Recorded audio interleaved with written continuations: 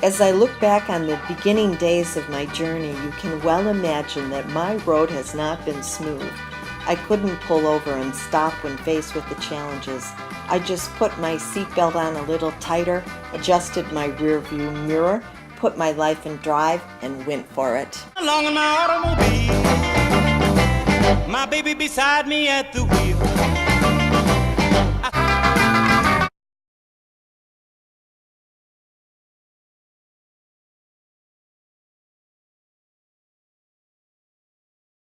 Mark, and Irma was my dear friend, but she was also everybody's dear friend. And every time you were with her, she thought you were the only one. She made you feel that you were the only friend she ever had. It was so wonderful being with Irma. She was absolutely a fantastic human being, and what a businesswoman. Irma was born in Mexico in the 30s, and as a young girl, she emigrated to Miami, Florida, and later on married Jim Elder. She became a very successful woman in her own right before she even married Jim, and learned about the business from a wonderful friend of hers that she knew in Miami. And when she met Jim, he was it, and that was it, and they got married and moved here to Michigan. When she married Jim Elder, her mother told her that a wife followed her husband no matter where he went. And for Irma, that meant following Jim to Detroit. He was the general manager of a car dealership, and together they made a pact to save enough money to eventually buy their own dealership. What a businesswoman. I mean, I remember her telling me she started from such humble beginnings, and she didn't really know very much when her husband died, and she had to take over the business. But she just went in and did everything she possibly could and learned about everything. And look what happened. She became the #1 woman dealer for Ford in all of America. Now that's quite a feat. In 1967, with the support and guidance of Ford Motor Company, the Elders bought the Troy Ford dealership. Irma was a housewife and the mother of Tony, Robert, and Stephanie, when their dreams were shattered with Jim's sudden death. And when she was a brand new widow, she and her husband had a dealership. People took advantage of her and wanted to take the dealership away. In her own sweet way, that didn't happen. She kept that business and she grew that business, and now she has an empire of 11 different dealerships. She built a business like no one else did, and as a woman she succeeded in everything she ever attempted to do.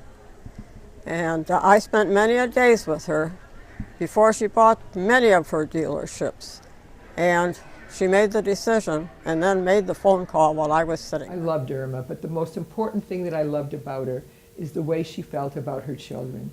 Her children were #1. She always had something wonderful to say about her children and always was telling stories.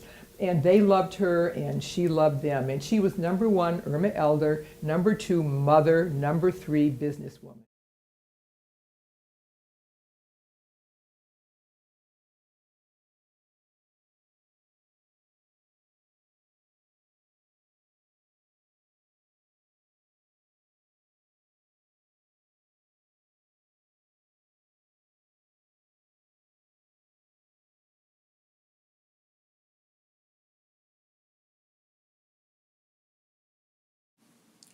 Irma possessed a sharp wit and a keen eye for business. She had all the guts and determination it took to be a successful automotive dealer, eventually becoming president and CEO of the Elder Automotive Group. R-E-S-P-E-C-T, find out what it means to me. R-E-S-P-E-C-T, take F-T-C-T. I think I was first introduced to Irma when she was appointed a Ford dealer here in the metropolitan Detroit area. And we became good, fast friends. Irma was a genteel woman who cared a lot about the industry that she was in. She cared a lot about people. And I think the most remarkable thing about her was her ability to be able to say almost yes to anything. There were several occasions where my wife said Kathy and I would ask Irma, if she could do this or come to this dinner, or and the answer was always yes. Irma was very much of Detroit.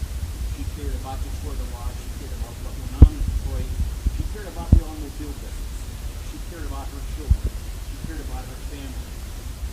When I had the chance and the opportunity to go to her funeral, I was talking to Stephanie and Robert and Tony, and I think they're doing a wonderful job in keeping Irma's image alive, keeping her spirit alive. The three of them are still a part of Detroit, which is wonderful.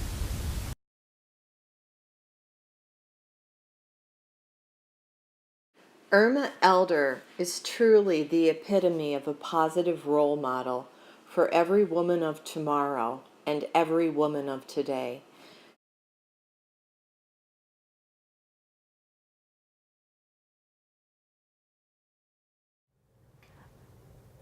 I've known Irma for 35, 40 years, and life is shaped by the people who impact you, and some are positive and some are negative. But thank you to women of tomorrow for the positive influence you have on young women today. Okay. We're here this morning at the Academy of the Sacred Heart in Bloomfield Hills. I'm with Sister Bridget Beers, who has been here as the head for 18 years, Rosemary Bannon, and her daughter Contessa Bannon, who went to school here for 18 years. So we're celebrating the life of Irma Elder. And we miss her awful here every day. We miss her. But the mission for Irma this year is Women of Tomorrow scholarships, and we give 1,100 scholarships to at-risk children in the Detroit metropolitan area. And our mission here at the Academy of the Sacred Heart is the soul of one child. And our mission for the scholarships that we're giving is one young woman at a time. So the Sacred Heart here trains young women to go out and do service. They do service is it Thursday afternoon now? They go off campus and do service, and our little girls from our Women of Tomorrow are trained to do service as well. So we're trying to honor Irma because of her Sacred Heart history, and we're giving scholarships to young women. And thank you all for contributing. Irma once said, "When it's all said and done, what else is left except your integrity and your honesty?" Irma was a very special person. She has affected my life in a positive way by sharing a personal experience. Irma was attending a board meeting, and in that board meeting she arrived late, and it was a very important meeting for their dealership. And when she sat down, she overheard somebody in the meeting say, "Oh, she only does that to get attention." And Irma said to me, she said, if they only knew what my life was like. And Irma had left her husband's bedside. He was in critical condition in the ICU in order to attend that meeting. And she said to me, she vowed then that she would never be judgmental, and that you never know what's going on in somebody else's life.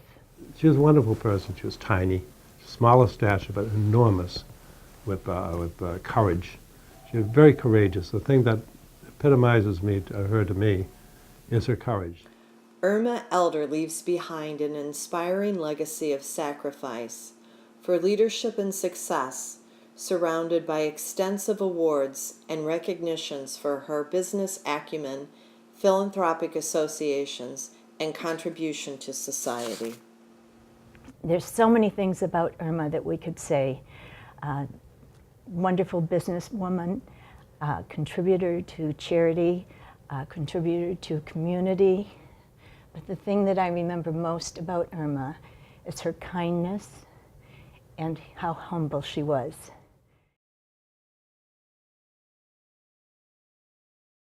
Irma's commitment to the community was legendary. She regularly spoke to minority and women groups, as was known for passionately conveying messages of strength, leadership, and opportunity. Irma Elder was a pioneer in so many respects.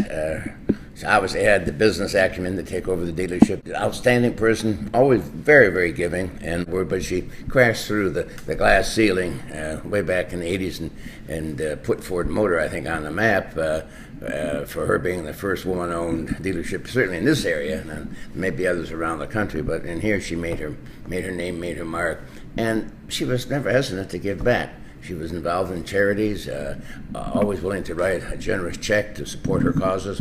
And she was named, I think, the Hispanic Businesswoman of the Year in 2014, I think it was.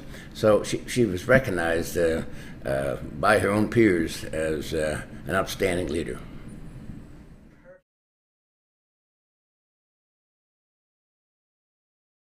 We all fall down. I've fallen. The trick is to get up and start again. At the ultimate end, the only thing that matters is your integrity, honesty, and respect for other people. You cannot give up any of those values.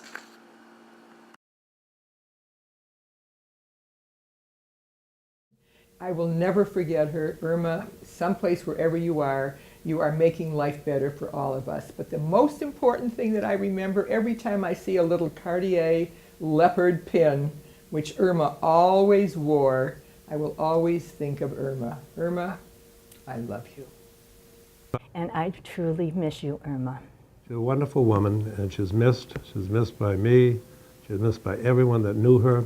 She enriched my life, and she enriched the life of everyone that was lucky enough to know her. The other day someone said to me, I miss Irma so much, as we all do, because she was truly a part of our lives.